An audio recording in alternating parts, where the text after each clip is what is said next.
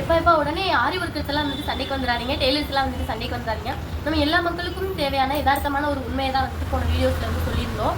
But customised ஆரி ஒர்க்கை பற்றி இந்த வீடியோவில் நம்ம பேசலாம். கஸ்டமைஸ்ட் ஆரி ஒர்க் அப்படிங்கிறது அவங்க வந்து ஒரு நல்ல மெட்டீரியலில் நம்ம பாடி கண்டிஷனுக்கு ஏற்ற மாதிரி ஒரு நல்ல குவாலிட்டியான மெட்டீரியலில் பிடிச்ச ஒரு டிசைனை சூப்பராக ஒர்க் பண்ணி தர முடியும். ஸோ அந்த மாதிரி உங்களால் முடியும், ஸ்பெண்ட் பண்ண முடியும்னா நம்ம ஃபஸ்ட்டு சஜஸ்ட் பண்ணுறது கஸ்டமைஸ்ட் ஆரி ஒர்க் ப்ளவுஸ் தான். நம்ம வந்து சொல்கிறது வந்துட்டு அந்தளவுக்கு அமௌண்ட் ஸ்பெண்ட் பண்ண முடியாமல் இருக்கிற மக்களுக்காண்டி சொல்கிறது. இன்னொன்று அது வேண்டாம், அது வீண் செலவுன்னு நினைக்கக்கூடிய மக்களுக்கு சொல்கிறது தான்.